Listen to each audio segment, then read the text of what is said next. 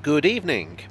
A little while back, in 2020 I think it was, I did a video talking about the history of Smithfield Market. I talked a bit about the fact that the history of the market was coming to an end. The market is supposed to be moving to a new site in Dagenham along with Billingsgate Fish Market and New Spitalfields Fruit and Flower Markets. There were many snags to this, not least of which was a worldwide pandemic. You might have heard about it. In March 2021, the plan was given the go-ahead. The Smithfield Market buildings would partly be taken over by the Museum of London, and the rest was to be turned into a mixed-use development, i.e. shops, restaurants, offices and flats. David West, a representative of Studio Egret West, is that how you pronounce that word? E-G-R-E-T. Is it Egret or Egret?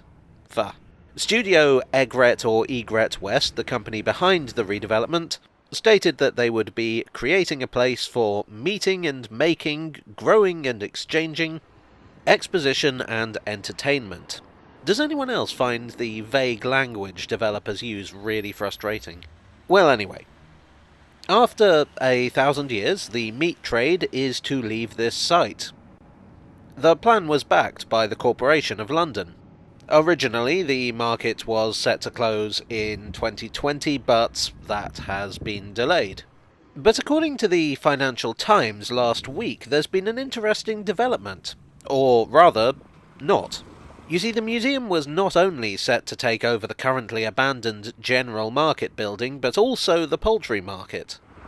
The original poultry market was destroyed by a fire in 1958, an event that led directly to the introduction of breathing apparatus for firefighters in London, following the deaths of 2 firefighters and injuries to 50 more.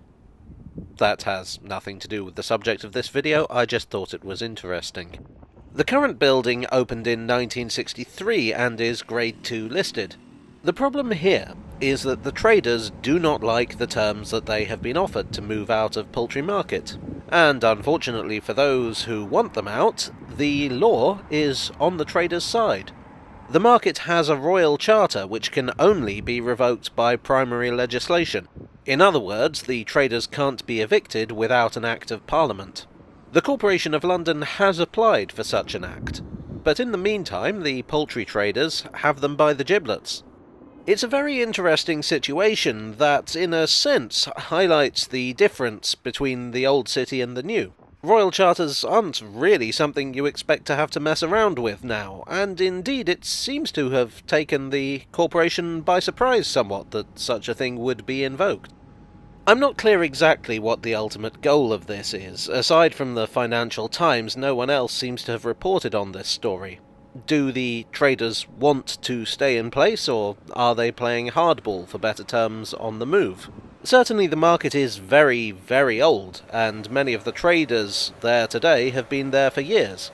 In some cases, it's a family business going back generations. I can understand why there might be reluctance to relocate. Personally, I have mixed feelings about the whole thing. I've always liked the fact that Smithfield is there. London is increasingly becoming, in my opinion, a theme park version of itself, with its history being discarded in favour of new developments that trade off the very history that's been forced out and built over.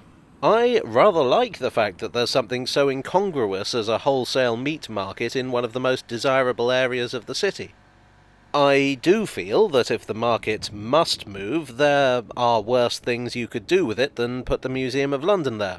Although it does feel ironic that part of London's history should be shunted out for a display of London's history. I suspect, call me cynical, that this legal challenge will do little more than delay the move, a move that's already been delayed over and over again, and is now unlikely to be complete until 2027 at the earliest. Well, I do hope you enjoyed this rather short video. It's something a little different. I don't normally cover current affairs. This is a situation that's unlikely to be resolved in the near future, and I'll let you know if I hear anything further. If you liked this video, please do click like and subscribe for more.